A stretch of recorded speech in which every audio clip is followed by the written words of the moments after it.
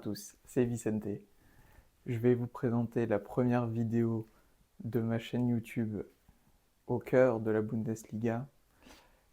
On va commencer par le Bundesliga, le MAG, l'épisode 1. En résumé, le classement à la 17e journée, donc c'est-à-dire pile la mi-saison de la Bundesliga, car il y a 17 matchs aller, 17 matchs retour. La Bundesliga connaît déjà ses têtes d'affiche. Le Bayern Munich, seul en tête, suivi derrière du Bayer Leverkusen, champion de l'année dernière. Ensuite, nous retrouvons à la 3e place l'Eintracht Francfort. À la 4e place, nous retrouvons le RB Leipzig. À la 5e place, le VfL Stuttgart. Ensuite, à la 6e place, nous allons retrouver la surprenante équipe de Mainz. Ensuite, à la 7e place, on va retrouver le VfL Wolfsburg. Ensuite, à la 8e place, nous retrouvons le SC Freiburg. 9e place, nous retrouvons le Werder de Brême. 10e place, le Borussia Dortmund. 11e place, le Borussia Mönchengladbach. Ensuite, on retrouve à la 12e place le FC Augsbourg. Ensuite, à la 13e place, l'Union Berlin, le promu St. Pauli à la 14e place. Ensuite, nous retrouvons le FC Heidenheim 15e. Puis là, on arrive dans le bas de tableau, c'est-à-dire 16e place, base de barragiste, le TSG Hoffenheim. Ensuite, à la 17e place, nous retrouvons le promu Holstein Kiel. Et ensuite, en tout dernier, le VfL Bochum. Je vais vous présenter mon top 3 joueurs de Bundesliga sur cette mi-saison. En 3e place, je vais mettre la personne qui vient d'arriver au VfL Wolfsburg, c'est-à-dire Amoura. On est quand même sur un joueur prêté par l'Union Saint-Gilloise en Belgique qui, mine de rien, est sur 15 matchs joués, 6 buts, 6 passes décisives. On est quand même sur une excellente prestation pour un joueur qui découvre la Bundesliga. Ensuite, sur mon top 2, le numéro 2 pour moi est Jonathan Burkardt. Jonathan Burkardt est à l'image de Mainz avec ses 12 buts et sa passe décisive en 16 matchs. On est quand même sur un beau ratio. Malheureusement, il s'est blessé. On en rediscutera plus tard. Est-ce que Mainz va couler, oui ou non? On verra à la fin. Ensuite, pour moi, le numéro 1, c'est Omar Marmouche. Omar Marmouche fait une excellente demi-saison. Malheureusement, on va le perdre car il signe à City. Faut quand même réaliser qu'il a joué 17 matchs, 15 buts, 9 passes décisives. Il est le poumon d'attaque de l'Eintracht Francfort. Est-ce que ça les a gênés de ne plus avoir Omar Marmouche? On en reparlera plus tard. Mes équipes surprises de cette mi-saison, bien sûr, je l'ai déjà dit au niveau du classement, c'est Mainz. Et la deuxième équipe, c'est Wolfsburg. Donc bien sûr, les deux joueurs que j'ai cités juste avant, c'était Amoura et Jonathan Burkardt. Ils doivent être aussi la raison du pourquoi c'est mes surprises. Ensuite, là, on va parler des équipes qui déçoivent. Le premier est le club que je supporte, le Borussia Dortmund. Une 10e place en 17 journées, une seule victoire à l'extérieur. On est sur un cas critique. Saïn joue sa tête. Je ne suis pas sûr qu'on le voit à la fin du mois. Et ensuite, c'est le Borussia Mönchengladbach qui est 11e, donc le 10-11. Les deux Borussia. Pour moi, Gladbach doit arrêter et stopper l'hémorragie avec Seoane. Ça ne marche pas, ça ne fonctionne pas.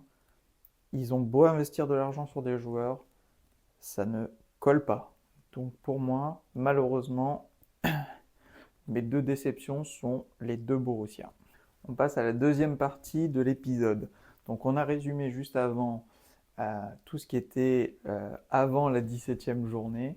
Maintenant, on va dans le fût du sujet, le but réel de Bundesliga Le Mag, donc c'est-à-dire que c'est un rendez-vous hebdomadaire, donc où on va vraiment discuter et résumer les matchs qui se sont passés.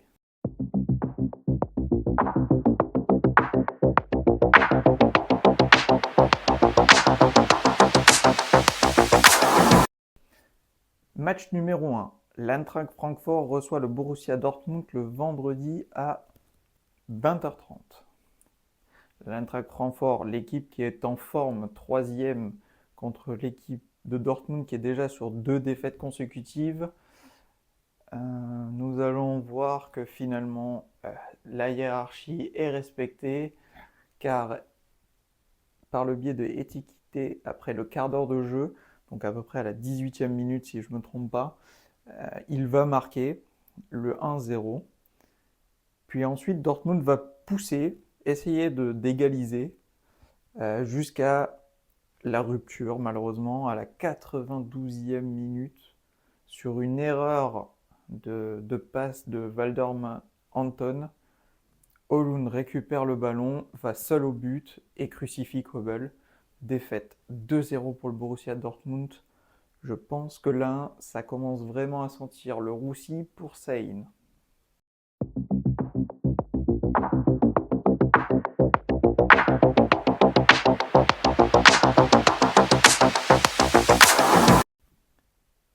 Ensuite, on passe au match numéro 2.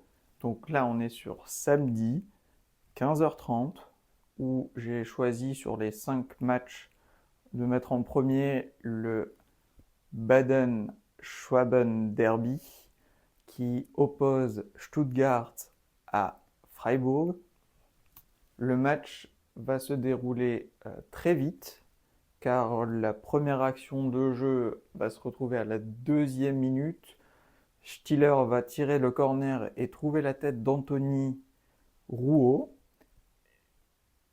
Et ça fera 1-0 et le premier but de Rouault avec Stuttgart pour cette saison. Ensuite, ça va être toute une histoire de corner car à la 17e minute, on va avoir un corner où Stiller va centrer, où Freiburg va dégager et remettre dans les pieds à Stiller qui va refaire un centre bien enroulé, qui va trouver la tête de Demirovic et trouver le 2-0. Et quand je vous dis que c'est une histoire de corner, 3e corner à la 46e minute, corner de Stiller. Au moment où Leveling récupère le ballon, il veut pouvoir la prendre et en fait, le défenseur de Freiburg tape dans le pied. L'arbitre siffle penalty et là, Voltemant va complètement crucifier Florian Müller en mettant une balle petit filet gauche et tromper le gardien. À contre-pied parfait. On va arriver sur la fin de la première mi-temps. Deuxième mi-temps un petit peu plus calme.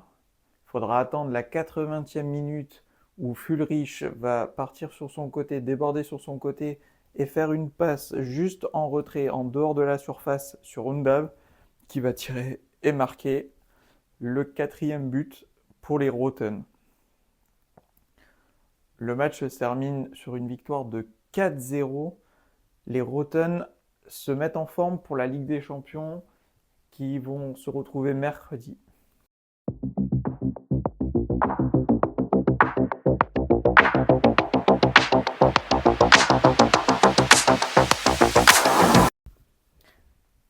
Troisième match du samedi, Bayern Munich contre le VfL Wolfsburg. On va commencer le match sur une action de Coman qui va même se louper contre le gardien à la 6e minute, mais qui était finalement hors jeu. Le match s'intensifie vers la 20e minute où Goretzka remonte le ballon, frappe et marque le premier but, 1-0 pour le Bayern. Il faudra attendre 4 minutes pour voir un deuxième but, suivi de Amoura pour égaliser pour Wolfsburg. Quand je vous dis que ce jeune est vraiment en forme, il est vraiment incroyable. Donc on est sur le 1-1, mais malheureusement le Bayern Munich va continuer à presser, jusqu'à ce que Olise récupère le ballon, frappe et erreur de faute de main, clairement une faute de main du gardien de Wolfsburg, le ballon rentre, on est à la 37e minute, 2-1 pour le Bayern Munich. Et avant la pause, Kingsley Coman sur son côté déborde, crochet, centre du pied droit, millimétré sur la tête de Kimmich, 47e minute, 3-1 pour le Bayern Munich. On se dit que le match est plié, il n'y aura pas énormément d'action sur la deuxième mi-temps, mais attention, le Bayern va se faire très peur, car à la 88e minute, Amoura, encore lui, va marquer son deuxième but du match et faire revivre Wolfsburg. Mais finalement, le match se terminera sur ce score de 3-2. Attention le Bayern, on est le gros, mais des fois on peut se faire punir. Encore de la chance.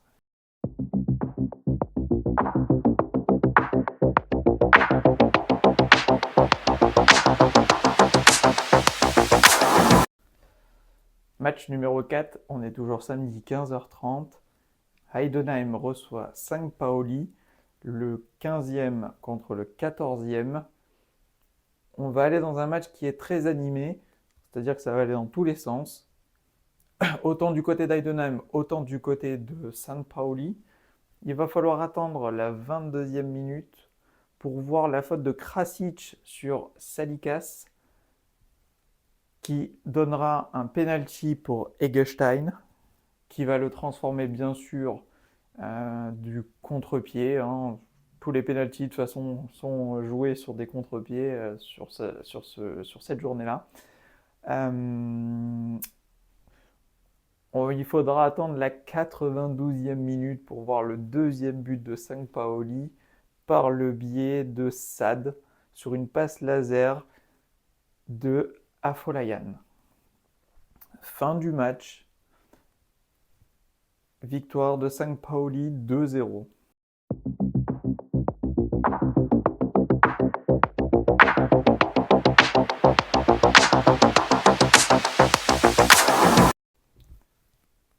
Match numéro 5, toujours samedi 15h30. C'était le match à ne pas rater, le VfL Bochum contre le RB Leipzig. Donc le dernier qui reçoit le 4e. Eh ben dis donc, il n'aura pas fallu attendre longtemps. 6e minute, David Raum fait une passe, mais complètement laser à Baumgartner. Baumgartner marque. Bien sûr, la VAR intervient hors jeu. Mais il faudra attendre 4 minutes plus tard pour voir Willi Orban vouloir centrer, mais finalement trompe totalement Reimann et marque contre Bochum le 1-0. 3 minutes plus tard, on va retrouver le ballon dans la surface qui va être dévié. Nusa va pas se gêner, choper et allumer le gardien pour le 2-0. On est sur des chapeaux de roue, 13 minutes de match. On est déjà à 2-0. Et ça va pas finir là-dessus. Derrière, à la 21e minute, David Raum va encore retrouver sur un centre millimétré Baumgartner pour le 3-0. Cette fois-ci, il n'est pas hors jeu. Fin de la première mi-temps, tout le monde rentre au vestiaire, sortie des vestiaires. Bochum a décidé d'attaquer. Holtmann va chipper le ballon sur un dégagement de Gulacsi, va aller jusque dans la surface, faire une passe en retrait à Boadu. Boadu se jette dessus et marque 1-0, mais c'est pas terminé. Enfin, 1-0, pardon. 3-1 du coup. Et là, Boidieu a décidé d'être vraiment en forme car il va mettre un deuxième but à la 56e minute où il va encore se jeter pour marquer le but. Et à la 57e, penalty, Boidieu décide de s'offrir un triplé, va marquer le troisième but pour revenir au score, donc 3-3. Les matchs qu'on aime en Bundesliga, bien sûr. Et là, le match est complètement fou. Et derrière, Leipzig va rater à la 94e minute le but de la victoire.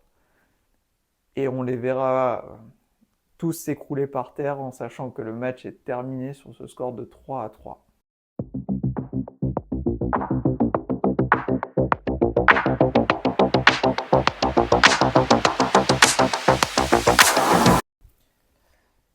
Match numéro 6.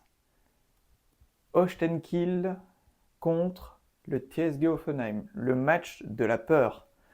Le 17e qui reçoit le barragiste 16e Hoffenheim. On est parti sur les chapeaux de roue. Alors du coup, Hoffenheim domine clairement, se crée beaucoup d'occasions mais ne marque pas. Il va falloir attendre la 26e minute pour voir Olsek récupérer une balle sur une touche envoyée par Losilla sur un joueur qui la dévie malheureusement.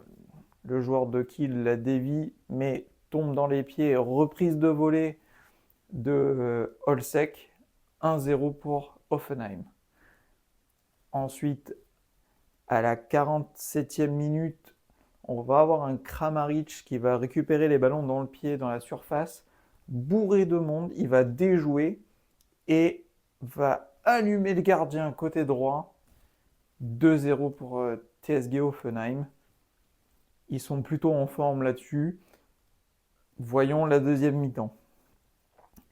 Il ne faudra pas attendre longtemps.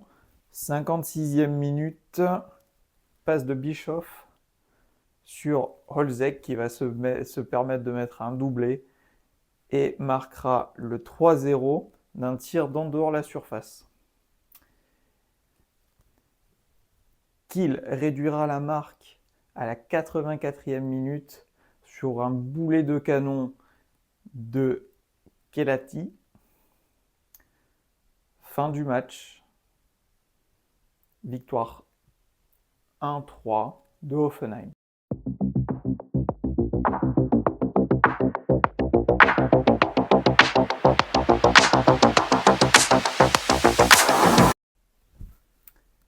Match numéro 7, le top spiel de la Bundesliga, c'est le samedi soir 18h30. Le Bayer Leverkusen recevait le Borussia Mönchengladbach. Leverkusen dominera tout le début de match. Il faudra attendre quand même la 31e minute pour voir Wirtz mettre un petit pont et marquer le premier but pour le 1-0. Le petit prince Wirtz va encore sévir en deuxième mi-temps. Grimaldo provoque un penalty sur Weigl qui touche de la main. Penalty sifflé, Wirtz va mettre son doublé.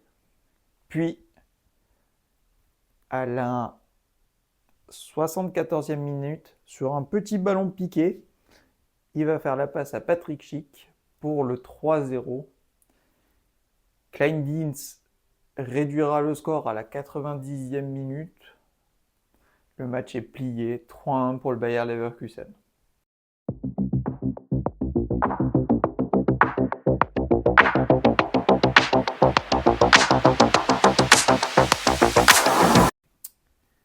Match numéro 8, Union Berlin, Mainz. Il ne fallait pas arriver en retard car à la 56e seconde, vous allez voir le premier but par Hollerbach qui va récupérer le ballon et crucifier Zettner. Ensuite, 3 minutes plus tard, faute sur Jenson Lee, penalty pour Mainz, transformé par Amin Amiri. 4e minute, on est déjà sur 1-1. On se dit que ça va être un excellent match. Mais ça va être une histoire de pénalty surtout, car à la 22e minute, il y aura faute sur le buteur Hollerbach.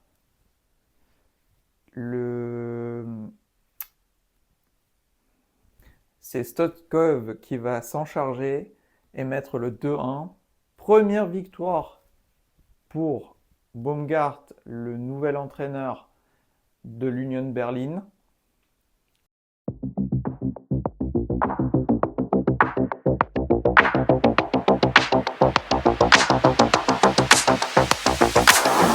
Match numéro 9, la clôture des matchs de Bundesliga. On est dimanche 17h30. Werder de Brême qui reçoit le FC Augsbourg. Il ne faudra pas tarder longtemps pour voir l'ouverture du score car à la 5e minute, SND va marquer le 1-0.